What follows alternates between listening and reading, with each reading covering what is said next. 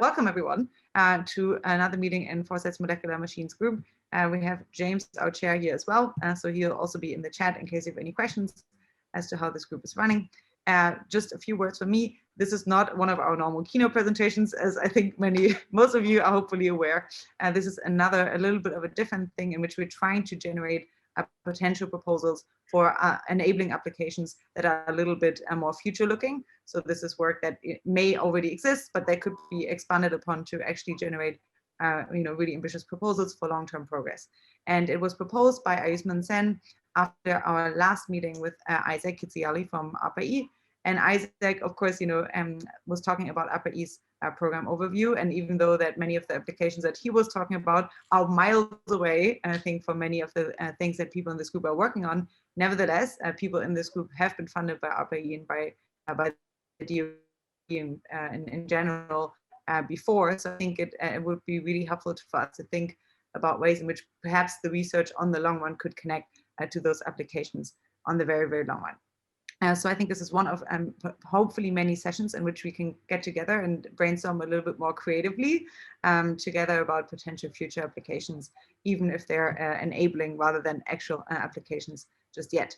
Okay, we have, I share the this meeting example presentation before we'll have discussion of potential ways to think such proposals. And I will share more information as we go about the session. All right, Ayusman, do you want to kick us off?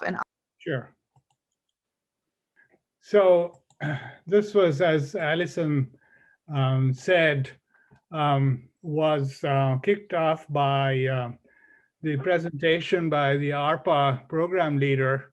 And ARPA, as you know, is interested in things that are likely to become commercial, but we thought that this was a good time to take stock of where the field is going in terms of enabling applications. And so we thought we'll have some kind of a roadmap. I say roadmap, it's not really a roadmap, it's like an ant trail. It keeps changing depending on the chemical gradient that is being laid down by all the participants. So for example, we know that materials started with passive nanostructures like coatings, polymers, and nanoparticles. And then we moved to active nanostructures, which is what molecular machines are right now, mostly actuators, amplifiers, switches, adaptive structures, and so on. And we're slowly moving towards systems of nanosystems. So guided assemblies, hierarchical architecture, nanorobotics, how to translate nanoscale motion into macroscale effects, and so on. So what I wanted to kick off is, this is the first session, hopefully of many, as Alison suggested, is to basically brainstorm. Where do you see the field to be in 5 years, in 20 years? How do you see your work to fit into this vision? We all have a vision of the field in our head, and we were curious about how you see the field progressing and how your work fits into that. What do you need to advance? What science do you not understand that you would want to understand to advance the field? What kind of techniques would you be interested in using to move the field forward? What is your expertise? And what is the anticipated social benefits? This is important. More and more, the funding agencies, especially the National Science Foundation in the US, are interested in understanding what the societal benefits are from any particular science or technology. So the overarching goal is to come up with possible enabling applications. Now, given the sophistication and therefore the cost of making nanomachines, we better have some killer applications where this is the only way to solve a problem. So it's a place where nanomachines and nanomotors are indispensable, are the tools of choice. So what I want to do is to so I'm mostly in now what I call nanomotors. And so I wanted to start off by giving you some conceptual ideas about where I think, and this is my subjective view, where nano machines can contribute to enabling applications. So the slide isn't moving, so I'll stop share and reshare, and I think that way it'll work fine.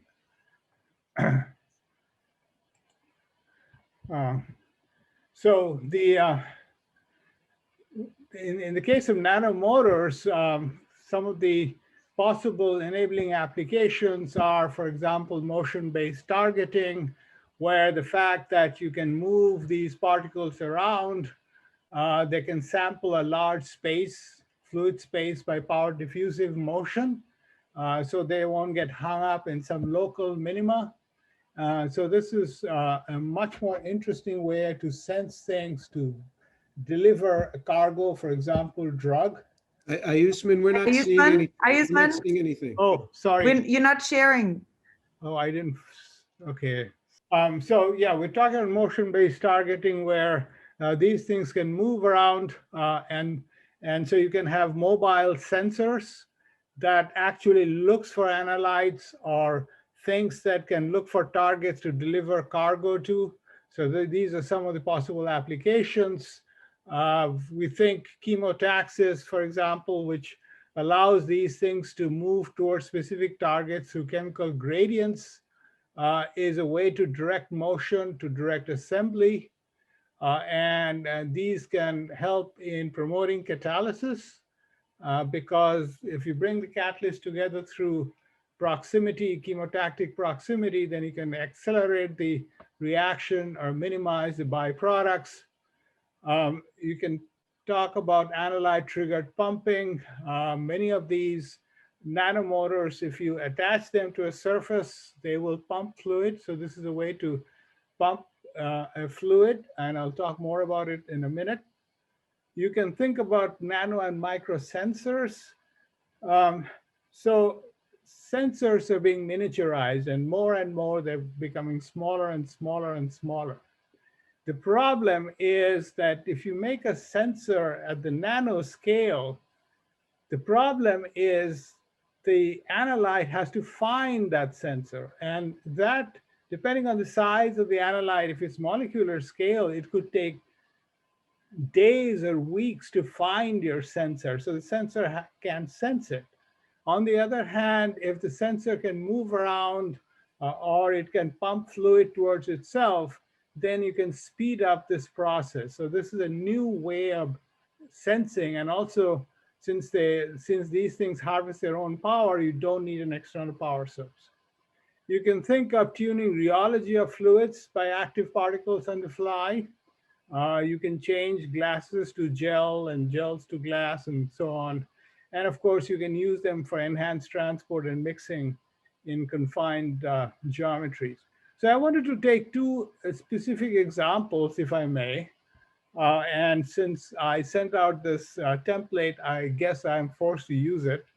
So this is pumping.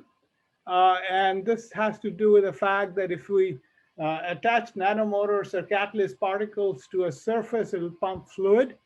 And we've been looking at enzymes for the most part, and there are many ways you can attach enzymes.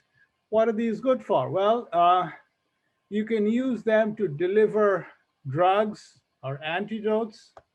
You can use them as sensors for toxic substances, because these are not just pumps. These are pumps come sensors, because they only start pumping fluid when they see their own substrate. You can use networks of these pumps to focus analytes. So what is the benefit of such a proposed technology? Well, the analyte is the trigger and the fuel source, so you don't have to add any power source. And so you can store them, and they will turn on when they see their fuel, which is also the analyte. So these are some of the examples of fundamental understanding that's required to move this field along. And as a milestone or goal, we would like to make, well, we've sort of made them anyway, gel-based enzyme pumps that will deliver small molecules or proteins, for example, release insulin at a rate commensurate with the ambient glucose concentration. So it'll be like an on-demand insulin delivery, depending on how much glucose there is in the bloodstream. Actually, this project that I'm talking about was funded for several years by DITRA, one of the defense agencies. They were not interested in curing your diabetes. What they were interested in was using these pumps to neutralize nerve agents, and it actually works quite well. But this is an example of an enabling technology. Now, I want to go one more step, which is, since this is a group of very talented people who do things that are related to each other, we can start to think about center type proposals in a big multi-million-dollar proposals. So using this pump as a concept, here is just an example vision, if you will, where you take the fundamental knowledge that you get from theory and experiment on catalytic processes and kinetics and flow for these catalytic pumps or nanomotors. You can do materials synthesis, scaling, modeling, and with this, you can build a technology base where you can learn how to control flow, use the flow. We call them autoflow because they're autonomous. Autoflow for synthesis, for diagnostics, chip-based microfluidics. And so you build up a technology base, and that allows you to start making real life gadgets, if you will. And I put in all of these NSF's big ideas that NSF has been trying to push and where they fit into this whole project. And what are the feedback loops? And of course, for example, if you're using them for diagnostics, you're going to use it in third world countries, for example, or places where there are no good power supplies, where autonomous things can work well. And you need AI and data processing to understand where, for example, viruses are going and so on and so forth. So this is just an example. And so what I'm hoping through this session and sessions further down the road is for us to get together and start thinking about projects of this type. For example, ARPA is obviously an example that is more applied, but also there are some basic centers, for example, Center for Chemical Innovation that NSF funds and other centers, Engineering Research Center, DOE has centers like this. And so I think if we start to put our heads together, we can come up with these things. And it's not something that a single PI can do. It's something that we can do together. And I think, and Allison can correct me, this is something that Foresight is here to help us do. Okay, Amar has started sharing a screen. Fantastic. Do you want to take? Yeah, thank you very much, Allison, and Ayusman for setting up some of an application, and to Jim Tour as well for getting a couple of applications in our mind. And there was a couple of things that struck me about the opportunity of the year ahead of us. It was quite unique that we're able to meet relatively frequently and grapple perhaps with that 30-year time window, maybe 15-year time window. And I'm bringing a position of some reflections. Number one is the position of DARPA and ARPA-E is to take a technology that's 15 years out and to pour millions and millions and millions of dollars into about 3 or 4 research groups to compress that to 5 years, okay? So I'm asking us, where is that 15-year technology window, okay? And then we've got an opportunity to put our heads together and think about what that could be. And I wonder if it couldn't be for many of us I'll come back to that in a moment. The other one is to think about that 30-year time window, the things that are much, much further out, but which we might pick up from, enjoying a favorite sci-fi movie or program or what have you. And so I was thinking, I put my head together with Abhi Singaroy, who will speak after me. We were thinking about possible classification of applications. Some of these elements have come up already today. And there's a couple of things that I bring to the table in recognizing a lot of the people here, and that each and every one of us has our favorite idiosyncratic molecular or nano system that we like to play with, we like to work with. We know it intimately. We can make it, we can study it. We've been thinking about it for 5, 10, 15, 20, 30 years. And then, okay, so that's what we all bring. And then we have ideas for applications. And Ayusman has shared a couple with us. We heard one from Jim Tor, and I'm sure we will be hearing more. And then we have, this idea of a killer app, and that's market pull, or if you pick up the book that James suggested, Loon Shots by Safi Bakal, it's when there is no market that exists at the moment. It is such a far out idea. It is a moonshot. It is something that can really transform life as we know it. But in lieu of that, if you're thinking about what is a market pull, we have, okay, so there is the one where there is no existing market, but then there are ones where there is a marketplace. And the thing to be, keeping in mind is the adage of the factor of 10 here. So if the performance in an application of our system, and Ayusman was talking about systems in the end, is 1,000-fold better in my laboratory, the moment I make it into a prototype, it's only going to be 100-fold better.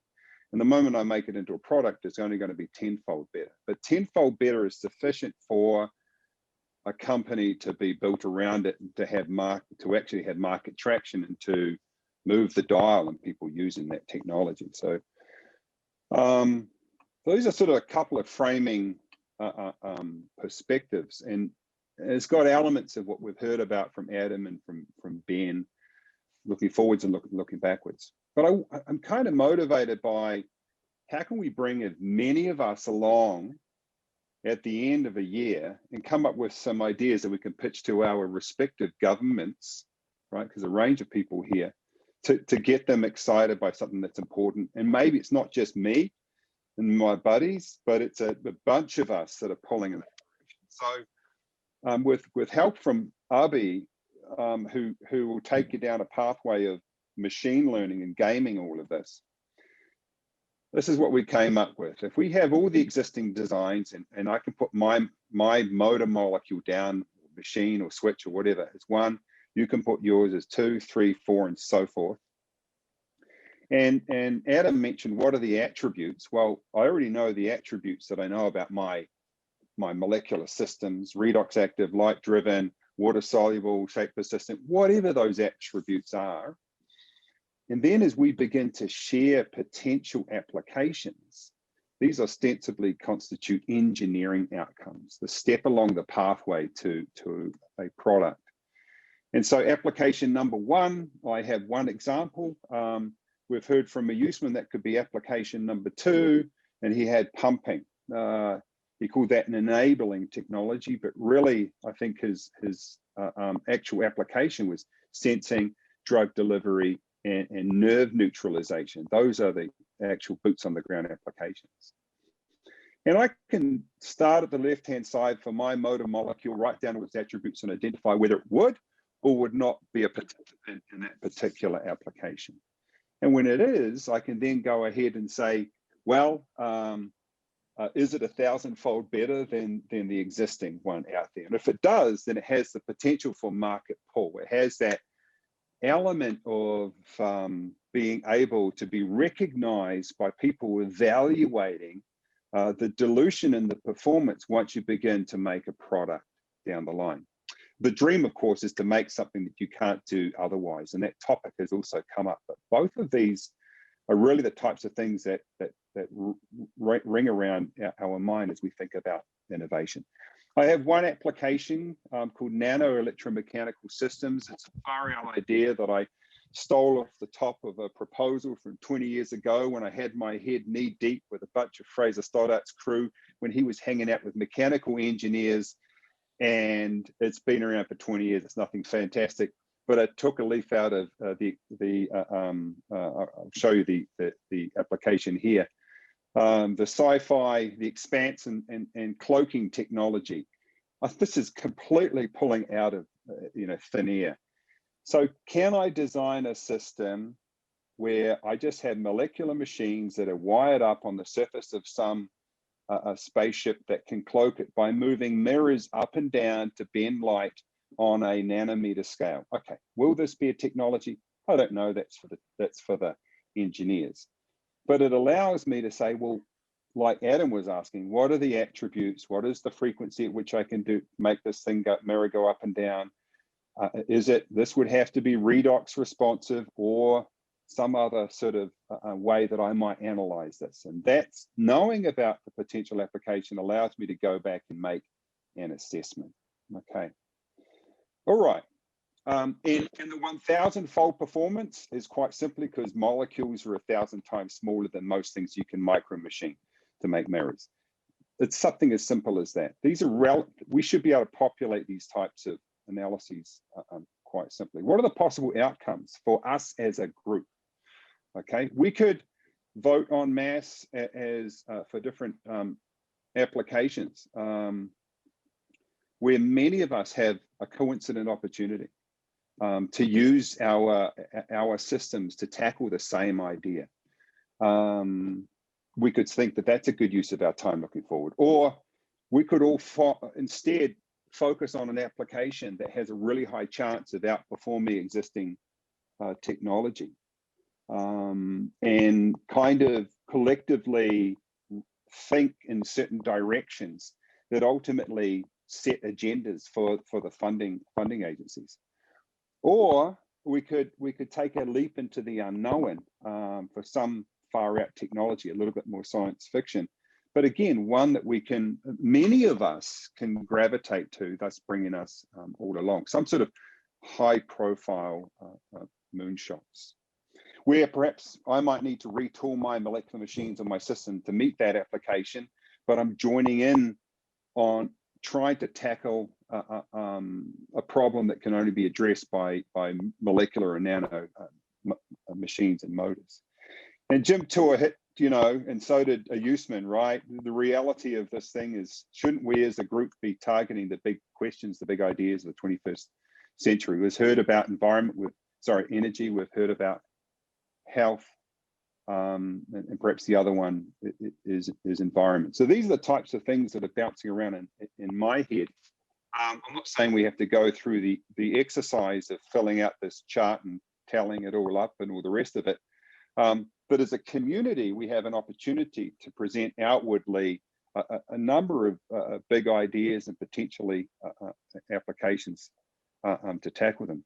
But if we were to go through this exercise and lay it all about, Abhi Singaroy, who I'm going to pass the floor to next, has some ideas of how to game this using machine learning.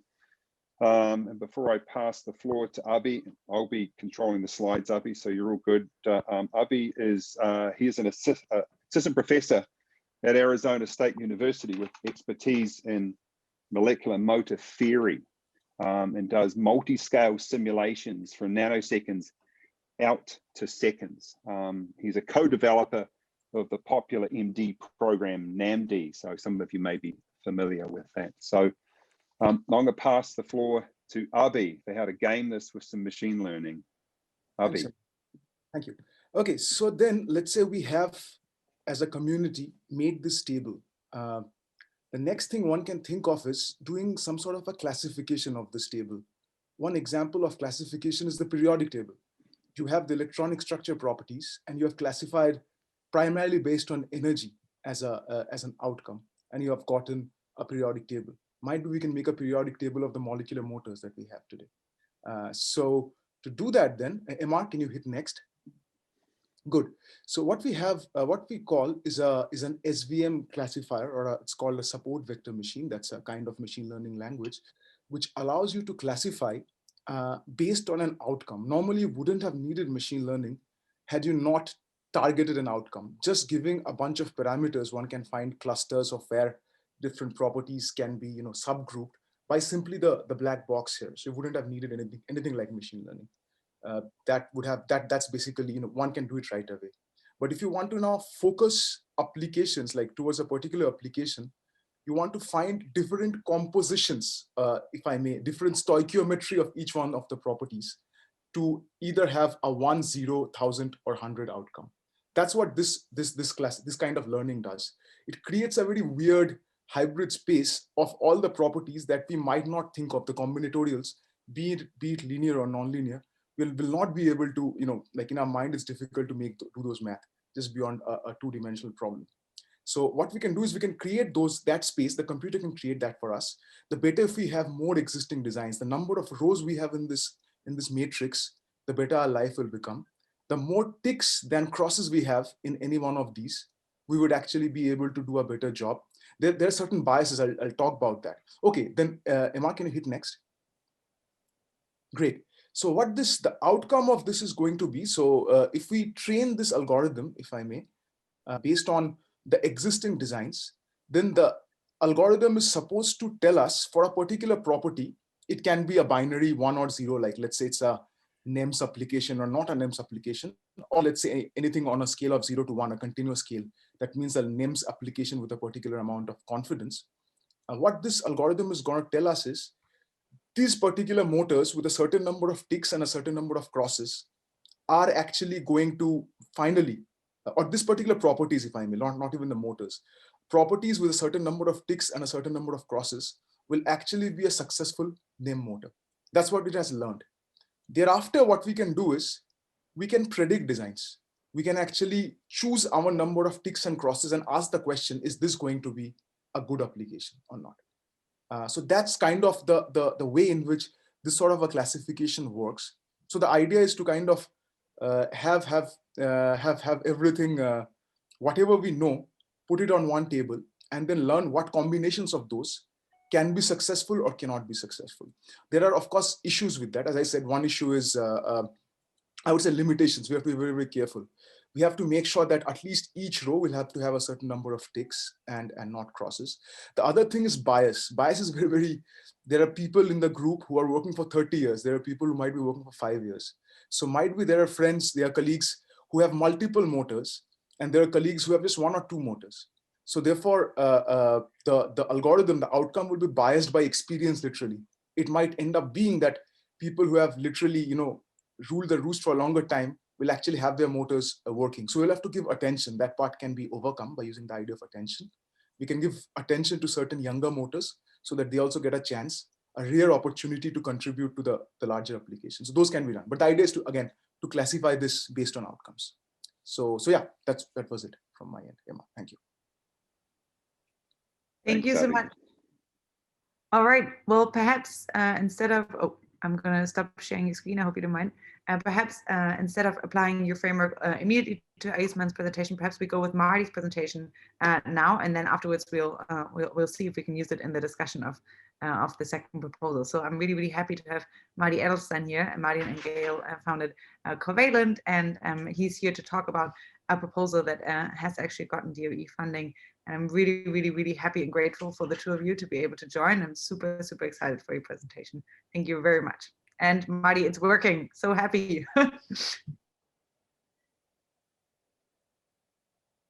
You are muted. Okay, now I'm not muted.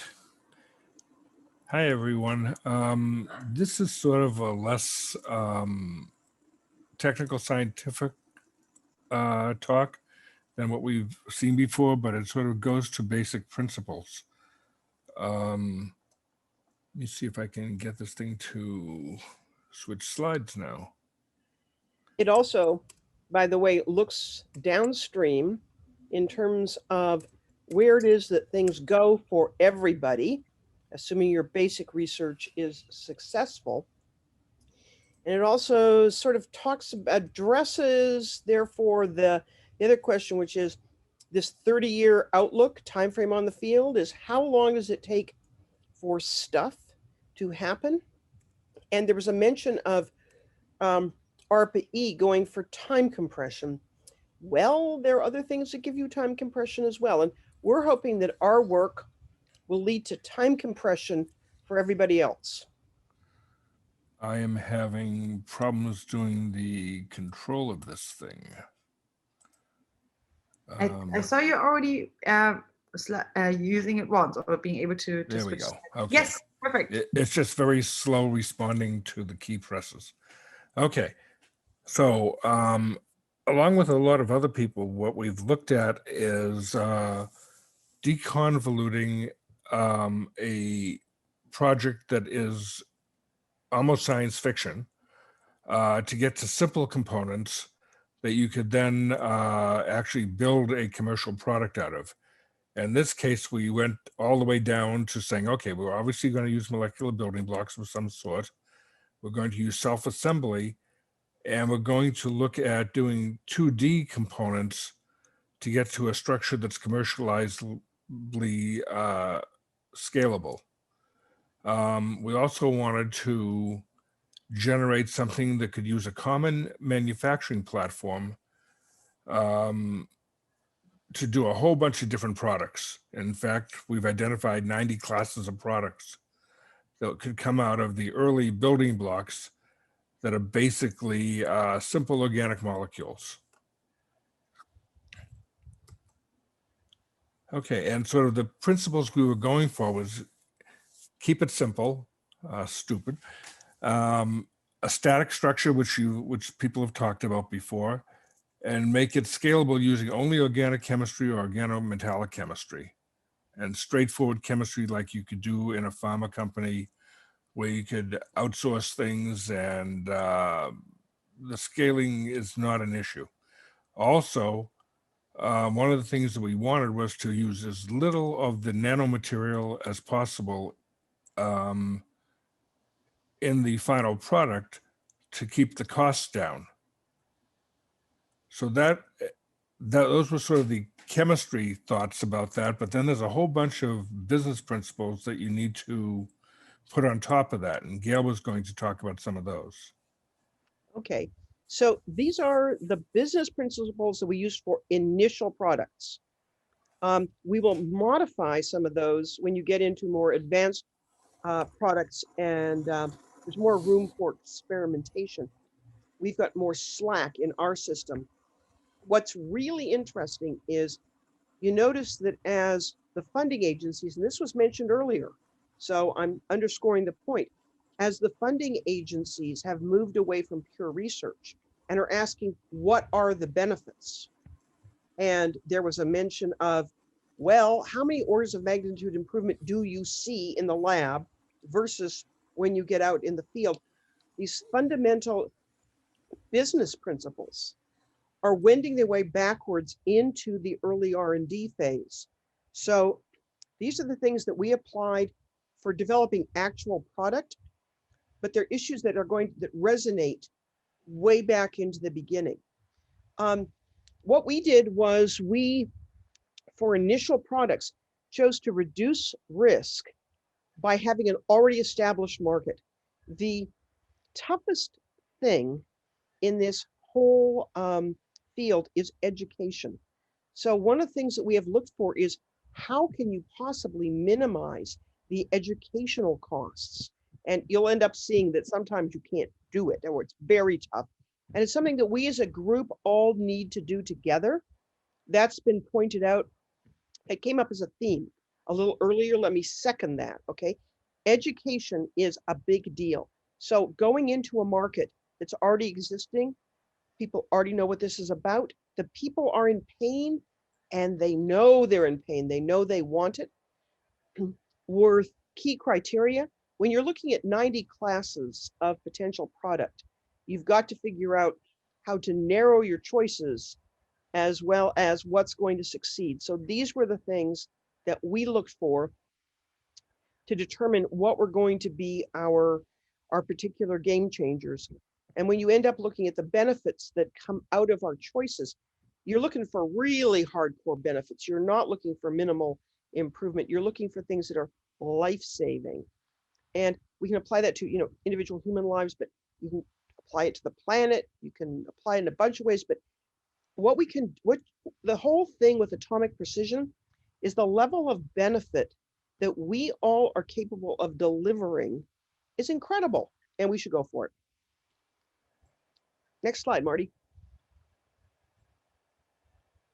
I'm trying to make it go to the next slide. Okay.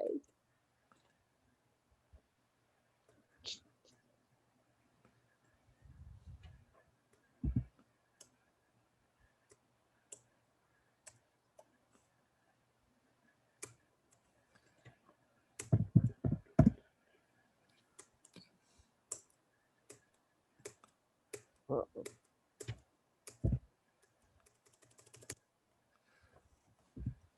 Perhaps, Gayle, you want to give us a preview of what's on it? Let me give you a preview of what's on that next slide. Okay. The next slide is really talking about the challenges that all of us face. And this in a way relates very strongly to education.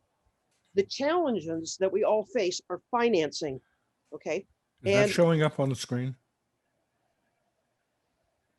Yes. Okay, so okay, keep going, Gayle. Sorry. Okay. One of the challenges that we all face, key challenges, this goes right back to education, okay? But it also goes to risk. So, you know, we were talking about getting grants, right? Yeah, okay, so there's the unfortunate thing, by the way, is that if you look at this chart, which comes out of NIST, but it's also been done by GAO and other people, you look at that blue curve on the left, universities and governments, it's like, as tough as it is to get that funding, there is then a gap and it just bottoms out. And this was called by NIST and GAO, this is called the Valley of Death. So your problem is if you can get initial grant funding relatively easily. I say that with appreciation for the level of pain that we all endure on early funding. But it's like, if you've experienced pain, wait, just wait, okay? And it's going into that gap between public financing and private financing because nobody wants to step up to get you into manufacturing. So that becomes a challenge that all of us have to deal with. We're hoping that the work that we're doing is going to mitigate and close that gap for everybody. So you'll hear the rest of the story and you'll see if you think it's going to pay off or not. One of the key issues that we all face is investor education. And again, it doesn't matter whether you're talking with DOE, ARPA, ARPA-E, you know, an equity fund, whatever. One of the things that is very, very hard to get across is the transformative capabilities of molecular machines, which are really obvious to us, don't resonate in these other marketplaces. And one of the places, for example, that just, it's like, let me tell you, it's like we've lived this one, is the fact that since you can go ahead and do something as transformative as what Jim was talking about, which is replace antibiotics, you know, where you've got bacteria working around them with something, well, actually, that's an easy case. If you go to some place where there has been no progress for decades, and believe me, you can find these fields, okay? It's like state of the art, 1940, okay? No progress, which for everybody who's in tech, very hard to even imagine. But let me tell you, true, okay? So that's a blue ocean zone, and this is, you know, talking about in marketing terms. It's a still quiet ocean. It's full of fish. No one is out there fishing.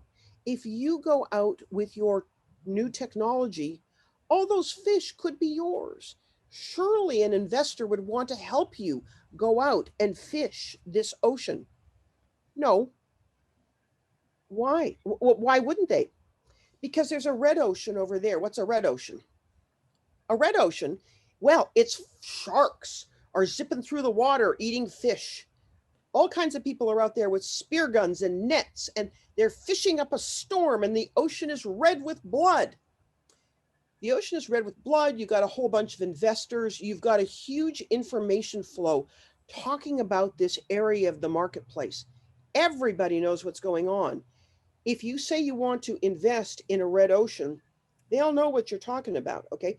You're the 999th investor in this space. Can't wait to jump in. You say to them, look, there's a massive problem with latent demand over here. The problem is the technology doesn't exist to address it. Here's the technology. We could go in there and be first movers in this field. And people have no idea what you're talking about. One of the personal examples that I lived was telecom, okay? In the 1980s, absolutely everybody knew that the big innovation in telecom had been AT&T introduced the Princess phone, and you could get it in pink or blue, okay? All of this was yet to come, and when you tried to explain it to people, they just didn't get it. It's the same thing with atomically precise devices. Marty? Products. Okay, so Yeah. okay, so what we went for, as most of you probably know, is we went for 1 atomic layer thick membranes because there were a vast variety of a really large number of applications that we could look at, and we could use a common manufacturing method for all of these, which lowers your R&D costs to get into production. And what we've actually implemented is water purification, wastewater remediation, desalination as one spin-out company, and renal replacement therapy as another spin-out company. We're about to move into gas separation and purification. In the future, our 1 atomic layer thick membrane will become a platform for doing application-specific components, an addressable platform for doing application-specific components that you'd add on top of that. And as you can see, the word membranes in quotes, on top of that motherboard. Should we tell them why the word membrane is in quotes? Go ahead. Okay. So this is part of, and the education process never ends, okay? So if you're coming, okay, so if you're coming out of physics, if you're coming out of chemistry, if you're coming out of biology, so if you're coming out of a basic science, you understand, you can think flexibly about what the word membrane means. Once you get down towards the applied end of the world, people can no longer think about structures like this flexibly, and they're really dialed in on things like polymeric membranes. All membranes are like polymeric membranes. The capabilities of any membrane in the world, it's limited to what polymeric membranes do. So you have these conversations where they say things like, well, what about polarization concentration? It's like the answer to that is step away from the polymer membrane. You go to talk to a biologist and you say, how do biological systems handle polarization concentration? They say to you, what? It's like, just don't do that thing. So you've got the level of capabilities that y'all will be developing with atomically precise structures, defeat the standard expectations in the marketplace of whatever the specific crude technology delivers.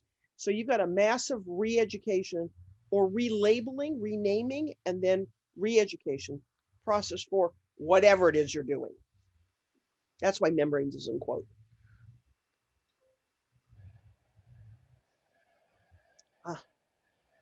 So we were talking about funding and grants. This is what we did and what we're doing. So you see that green line right in the middle and that arrow going on down. We started off with private equity financing. We've also done debt financing where we've financed things ourselves. And then later, we picked up grants because unlike people who are in universities where you can come from you've got a basis where you can do your work and then you can launch into grants. We did private equity to do our basic work, and then we launched into grants. Our grants were SBIRs, Small Business Innovative Research Grants, from NSF and from Department of Energy. We ended up as the splash page for the Department of Energy's SBIR website. And we held that position from 2016 through 2019 with the recognition of the atomic precision that was being delivered in this package. What's happening now is that we've licensed out domains of our technology. And now what's happening is we're getting license fees coming back in. And when product goes to market, then we'll start to get royalties. But so we're moving. What this should indicate is we seem to have navigated our way past the valley of death. And we seem to have made it to the other side of the gap. And life is going to be very different. We put this slide in here just for the following reason. We've been talking about a license model. Just in case anybody thinks we're recommending a license model, no, do not make that assumption, okay? We did it for some very specific reasons. We're not going to spend time on this slide unless you guys really want it. There's pros and there's cons. If you're in a university environment, you're used to seeing the university being able to license out technology. But in the wild, only about 20% of investors will even consider investing in a license model. So you've really narrowed your your potential investor pool. We'll come back to this. Gayle? Yeah. Gayle, this is a brief note that we're over time already. So if you want to wrap it up we'll in wrap the it next up. few. This is our first functional licensee. It's Aguavia. They've got water, industrial water applications as their exclusive domain. And when you look at the, we've been able to attract the top tier talent in the water industry. And when you look at the kind of difference that we're going to be able to make in the world through this application, it's absolutely staggering. It's going to be one of the biggest game changers in the whole CO2 thing, as well as life-saving because of the groundwater crisis, etc. Marty? This is sort of a quick delineation of some of those benefits that you guys need to talk about when you're doing grants. And just to give you like two quick examples, one of them is the things that the people don't think about, okay? The level of disease and death caused by just the blue-green algae crisis, or looking at the political implications, the wars in Syria and Yemen, the refugee flight into Europe, the rise of right-wing politics in Europe, etc., all that stuff, both caused by the rise of the caliphate, both caused by groundwater shortage.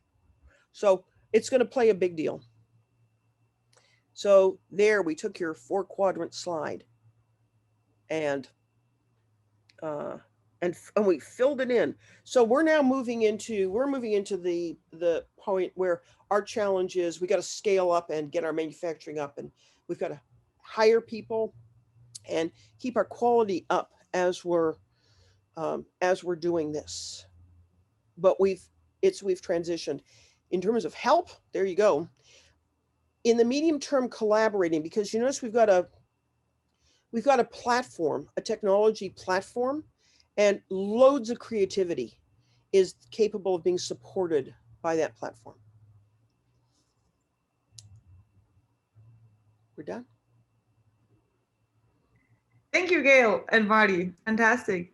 I thank you so much for your presentation. I will share the slides with people, with folks later. If you have any questions or comments, please let us know. Perhaps Marty and Gayle, do you have a few tips if folks are applying to NSF or DOE grants for people to share that they should that have helped you along your way?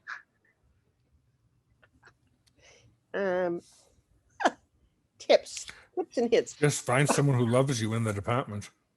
You've got, yeah, we think you need to have somebody in the department who understands what your technology is about, because especially with these transformative game-changing things, especially with atomic precision, people still do not understand why atomic precision matters. Well, they just don't, okay? They will look at somebody who is, quote, further along in a domain. In other words, they've got a conventional solution which has all the liabilities associated with it. They're not going to tweak it and make it a little bit better. They really don't understand the game-changing benefits that you may be able to deliver. Thank you. Yeah. I would throw one other thing out here, which is like, don't pull your hair out if what's happening. Okay, maybe the hair is already gone. Try not to pull your hair out if what you get is an anonymous reviewer who, A, comes from a field that you are about to disrupt. So an example would be, Jim, when you're talking about, if you're bringing in something that's going to like make antibiotics toast, okay? So who's going to review your technology? The guy who's going to review your technology is the guy that you're about to put out of business, okay? So not unexpected, if you get a certain level of hostility. We've had an NSF reviewer say, I don't care how many facts you show me, I will never give this a positive review. It's like, whoa, I thought this was science. I thought facts matter, but apparently not. So people may not have the skill set to evaluate your technology, even though they're in, quote, the domain, and people may get very, very upset, okay? Just don't pull your hair out. Thank you. Well, I think, would Marty and Gayle, would you be willing that if, in case people do apply to the DOE or to the NSF, that they can maybe contact me and I'll give them your email address. Lovely. Thank you. Okay, well, thank you so much for your presentation. Yeah, fantastic. Please send me any feedback that you have. I'll be reaching out potentially to schedule a future one of these sessions. If you wanted to be totally off the record with no recording running, that's totally an option. We're just experimenting here, and this, it's an invitation from us to all of you to make use of the brain power that we have on these calls to try to generate something that could be of long-term value to the group. Okay, everyone, thank you so much for joining with this experiment, and I'll be in contact with more information later. Okay, thank you all.